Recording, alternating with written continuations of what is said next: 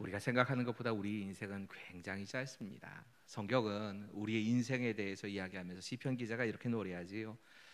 천년이 지나간 어제와 같고 밤의 한순간과 같다.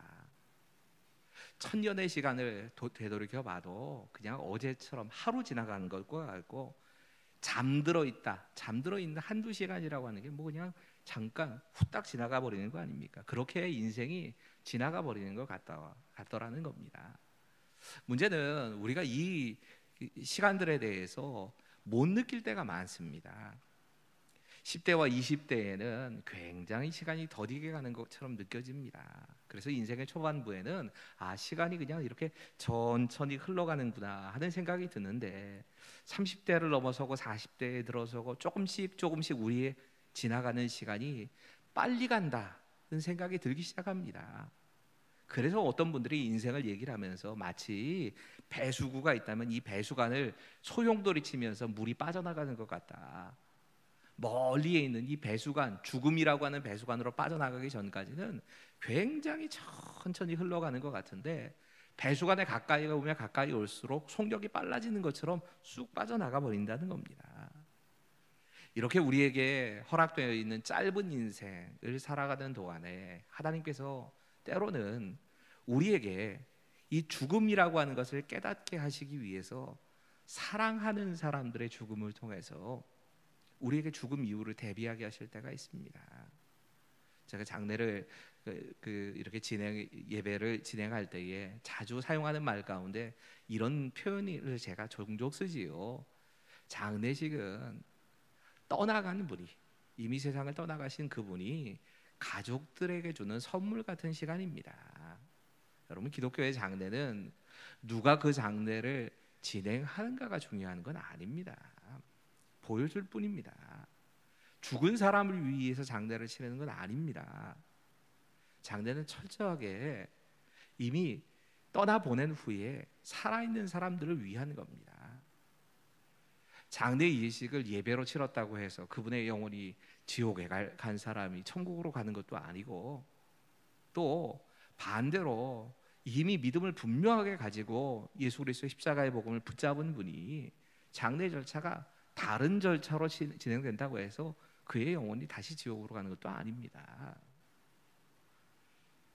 장례는 철저하게 남겨져 있는 사람들을 위한 겁니다. 오늘 본문을 그런 관점에서 봐야 합니다.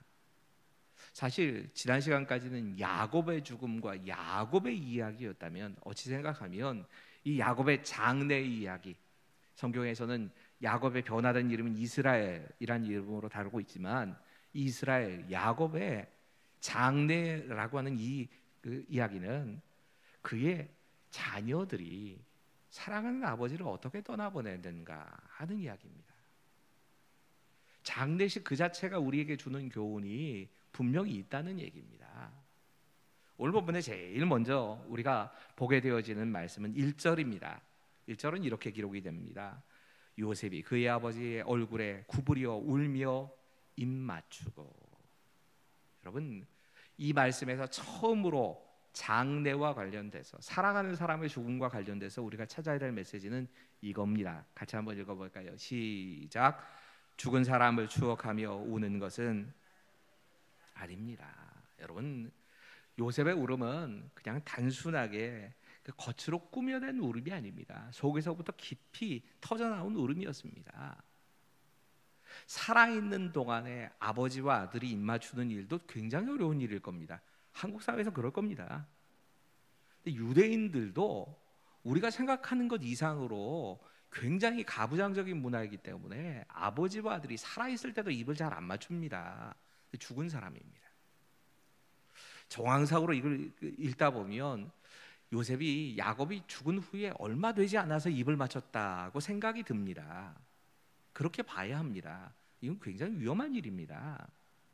사실은 죽은 시체에서는 그 시체 안에 있던 이 돌아가신 분의 몸이 이렇게 버티고 이렇게 지니고 있던 이 병균들이 이제 죽은 시체가 되어버리는 순간에 다 빠져나갑니다. 그래서 한동안 몇 시간의 시간 동안에는 이 인간의 몸에서 병균들이 다 빠져나오는 그런 시간을 갖게 됩니다.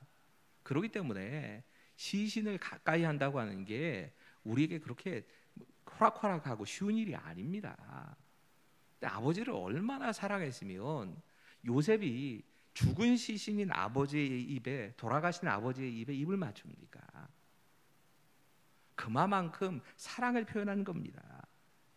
그러면서 우는 겁니다. 좀 이상하지 않으십니까? 이때 야곱의 나이가 147세가 넘었습니다. 내 인생이 험악한 세월을 살았다 그러면서 147년 얘기를 했으니까 그때보다 시간이 더 지난 겁니다. 이만큼 살았으면 요즘도 백수하면 그 자신의 수완을 다 누리고 살았다 그러는데 이 당시에 평균 수명이 40세, 30몇 세 이럴 때입니다. 그러던 시기에 147세까지 살았으면 정말 장수하고 장수하는 겁니다. 그런데도 요셉이 그 아버지를 생각하면서 진심으로 우는 겁니다. 여러분, 이것은 인간에게 나타나는 자연스러운 반응입니다. 예수님께서 우신 장면이 단 한 번 있습니다. 예수님이 우셨다. 친구인 나사로가 죽었을 때 예수님이 우십니다. 진짜 그 부분 생각할 때마다 이상했습니다. 예수님이 곧 그 죽은 나사로를 살려내실 건데 살려내실 예수님이 왜 굳이 나사로를 위해서 우셨을까?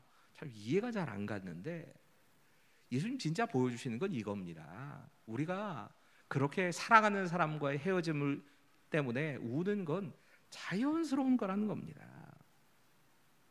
세상을 떠나가시고 나면 눈물이 나는 게 정상입니다. 천국에서 만나겠지요.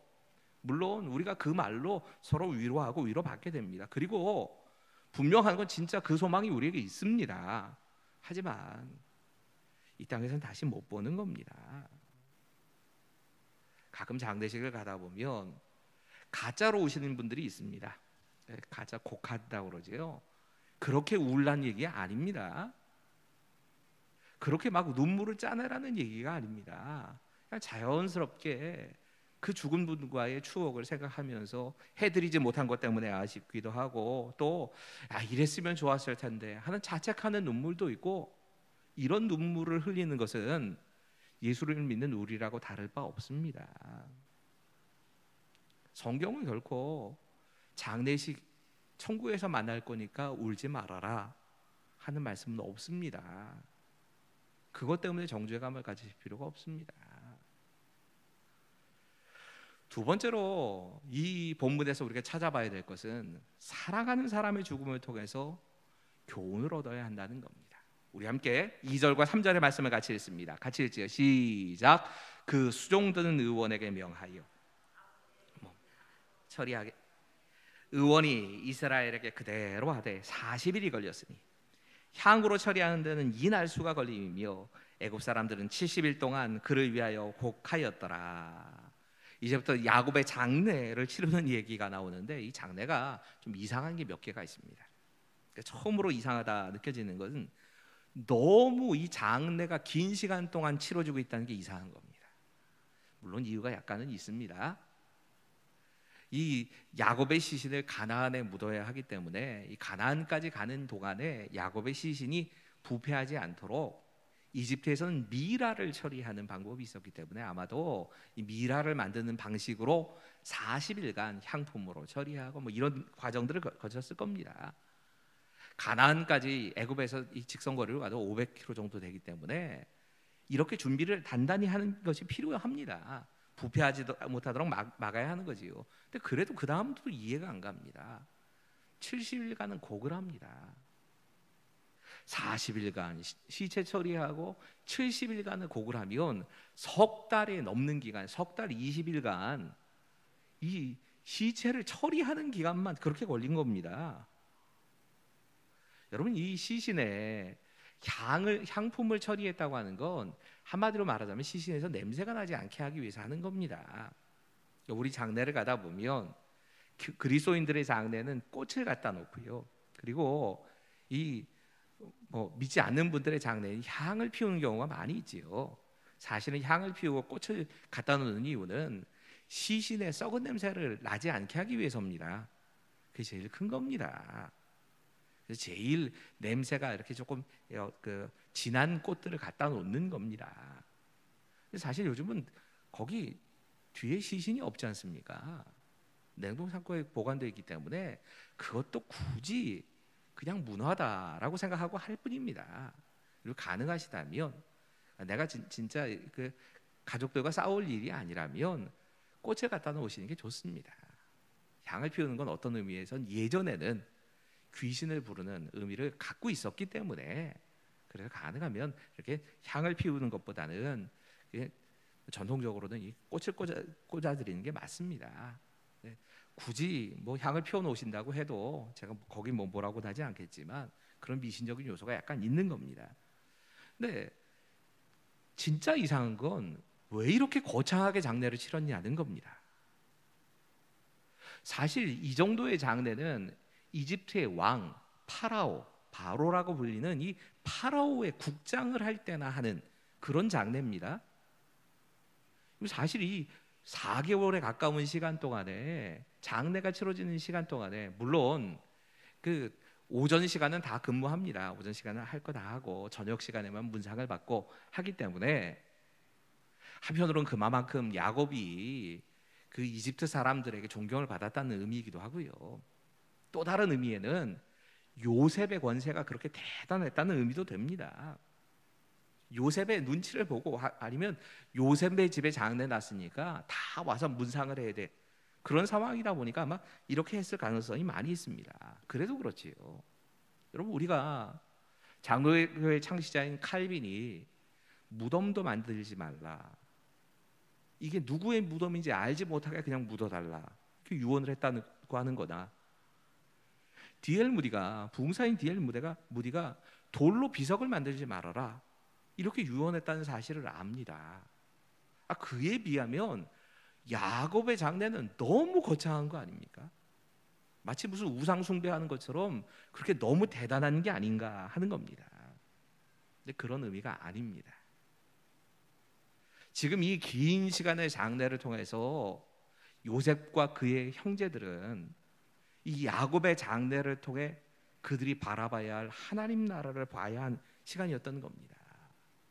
야곱과 그 모든 후손들이 이집트가 우리가 머물러 있을 땅이 아니고 이렇게 잘 준비해서 내 아버지는 이스라엘, 내 아버지는 이 야곱이라 불리는 내 아버지는 가나안 땅에 묻힌다. 우리가 봐야 할 건 하나님의 나라다.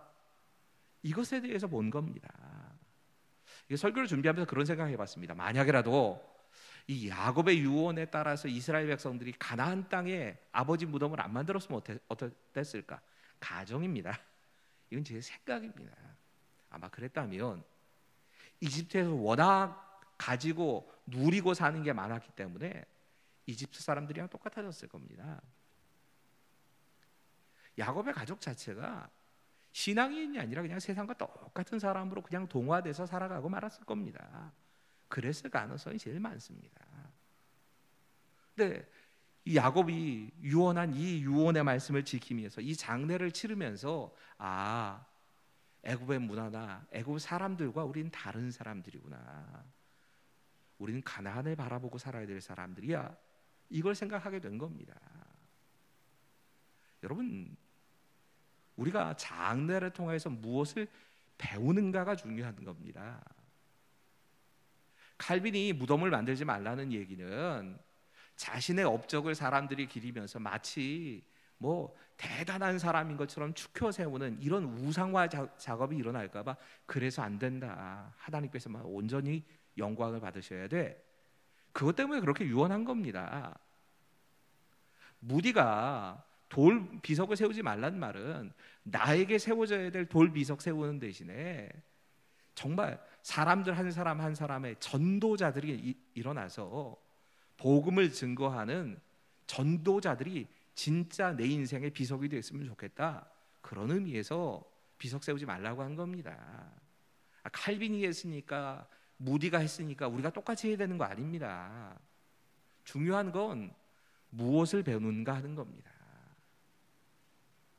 우리가 살아가는 사람들의 죽음을 통하여서 하나님께서 가르치시려는 게 있습니다. 그거 배워야 합니다. 그것을 배우는 시간이 장례라고 하는 절차인 겁니다. 세 번째 메시지입니다. 같이 읽겠습니다. 시작. 죽은 자와의 약속도 소홀히 하면 안 됩니다. 여러분 오늘 본문 5절과 6절은 이렇게 말씀합니다.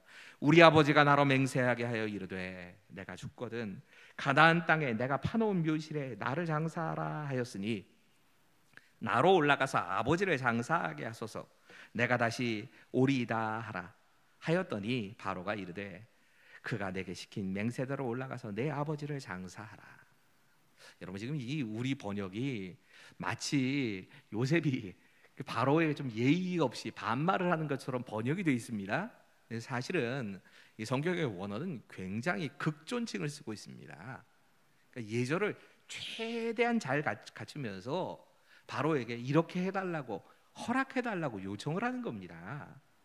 우리 번역만 보고 와, 그 옛날에 어떤 분이 그렇게 설교하시는 걸 들어봤어요. 그리스도인들은 왕 앞에서도 이렇게 당당할 수 있다고 그러면서 이 본문을 가지고 그렇게 설교를 하시는데 원어를 보니까 그게 아니더라고요. 요셉은 자신의 위치에 대해서 잘 알고 있었습니다. 바로의 밑에 있고 바로에게 청해서 바로가 허락해줘야 이게 가능하다는 사실에 대해서 잘 알고 있었습니다. 근데 이 장례가 치러지는 과정을 보면 또 한 가지 이상한 점이 이겁니다. 왜 굳이 가나안까지 올라갔을까? 장사를 치르기 위해서 이집트의 총리이기 때문에 불편한 게 한두 가지가 아닙니다. 여러분 요셉이 굳이 이 기병과 마병 뭐 이런 그 병거와 이런 것들을 끌고 가는 이유가 있습니다. 당시에 가나안은 극도의 혼란기입니다. 계속 전쟁이 일어나고 있습니다. 그런 판국에 이집트의 총리 되신 쯤 되는 사람이 아버지 장례를 치르겠다고 이 500km면 키로수로 500km면 아무리 빨리 말을 타고 낙타를 타고 달려갔다 해도 가는데 열흘 오는데 열흘쯤 걸렸을 겁니다. 굳이 가나안 땅까지 가서 그 수고를 해가면서 아버지의 시신을 묻고 와야 되는가 하는 겁니다. 그 이유를 요셉 자신이 이야기를 합니다. 12절 야곱의 아들들이 아버지가 그들에게 명령한 대로 그를 위하여 따라 행하여. 이건 딱 한 가지 이유 때문입니다. 이게 야곱의 유언이었던 겁니다. 아버지의 유언이고 아버지와 약속한 것이기 때문에 그 약속을 지키겠다는 겁니다. 실제로 그 약속이 49장 29절에 등장하지요. 이렇게 이야기합니다. 여기 그가는 야곱입니다. 그들 그 자식들에게 명하여 이르되 내가 내 조상들에게로 돌아가리니 나를 햇사람 에브론의 밭에 있는 굴에 우리 선조와 함께 장사하라. 지금 야곱의 아들들은 아버지가 유언을 한 것, 그 유언한 것을 그대로 따라 행한 겁니다. 어떤 한편으로는 순종을 한 것이고 또 다른 한편으로는 약속을 지킨 겁니다. 사실 편의상 생각하면 이 요셉이 이 애굽의 총리인데 애굽의 총리가 시간을 내어서 사실 석 달에 가까운 넉 달에 가까운 시간들을 아버지 장례를 치른다라고 하는 것도 이거 참 무리입니다. 아무리 오전에 국정 수행을 했다고 할지라도 거의 70이 뭐 100몇십 일의 시간 동안에 계속해서 아버지 장례만 치른 겁니다. 그리고 그것도 모자라서 휴가를 받아가지고 한 열흘 한 20일간을 다른 나라까지 가서 아버지 장례를 치르고 왔다. 여러분 이게 사실 상상이 안 되는 일 아닙니까?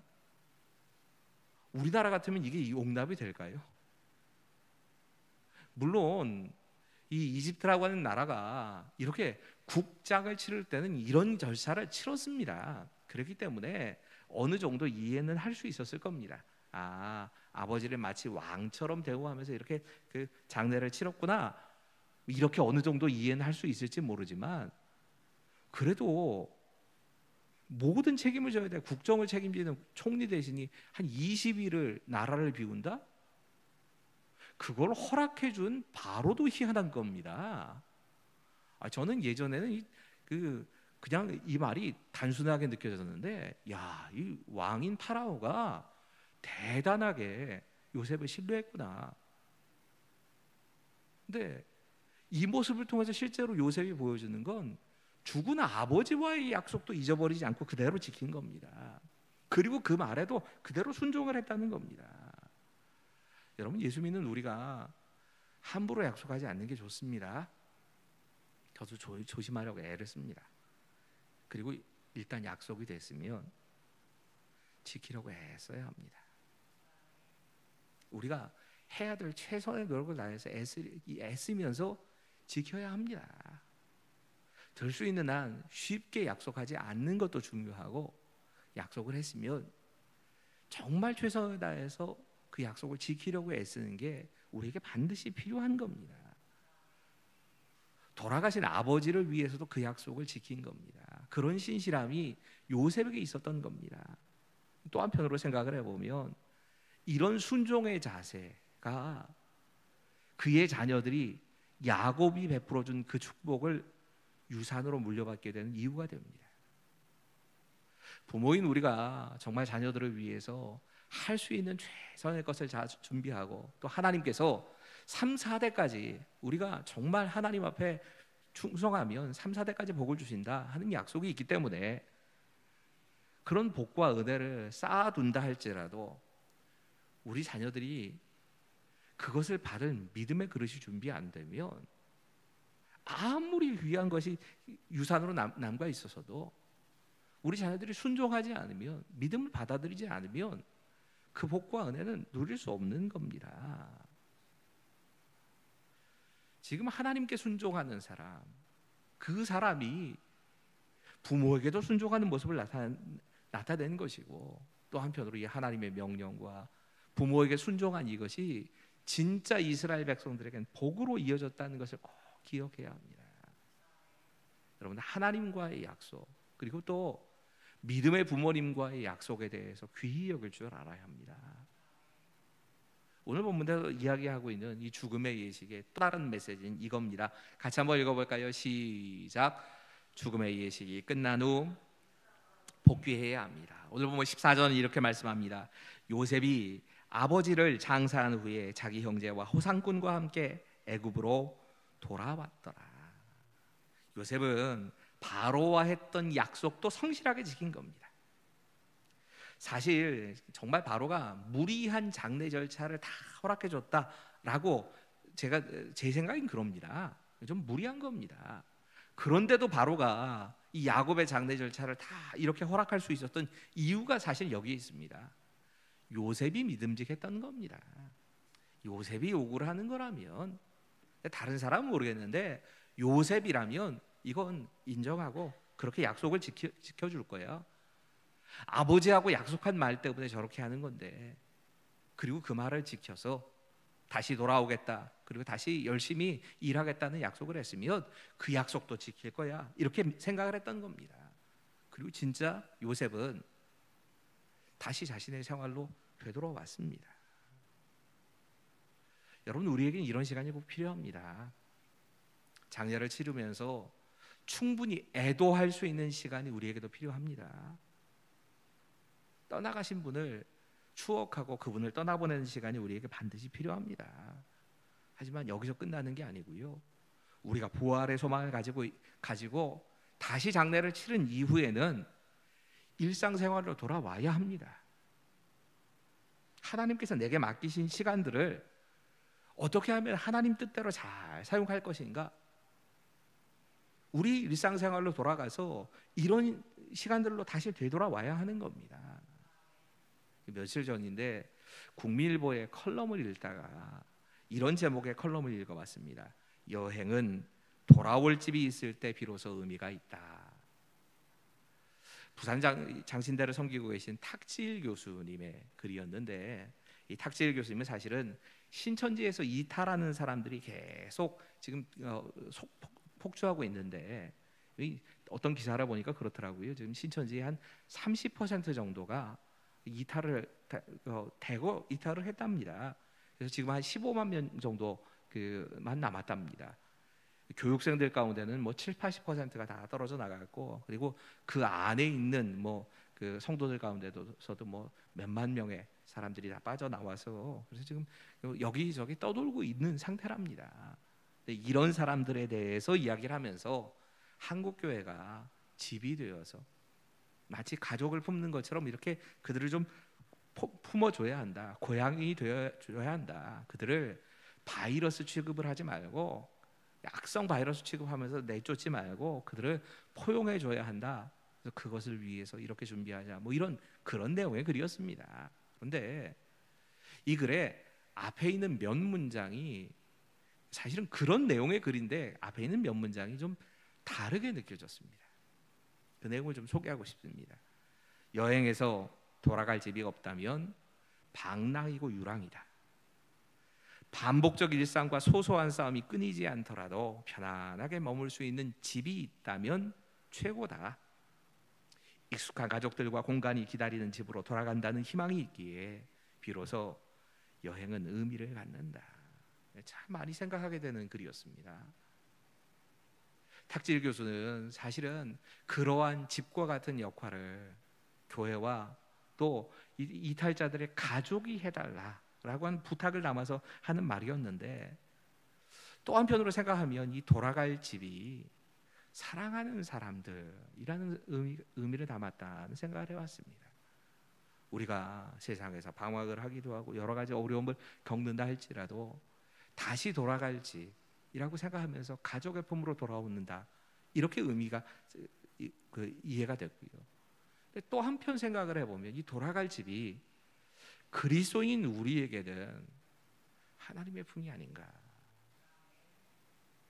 돌아갈 집을 준비해야, 그리고 돌아갈 집이 분명하게 있어야 우리 인생이라는 여행이 의미 있는 것이 되겠다는 글이 아닐까, 이런 생각이 든 겁니다.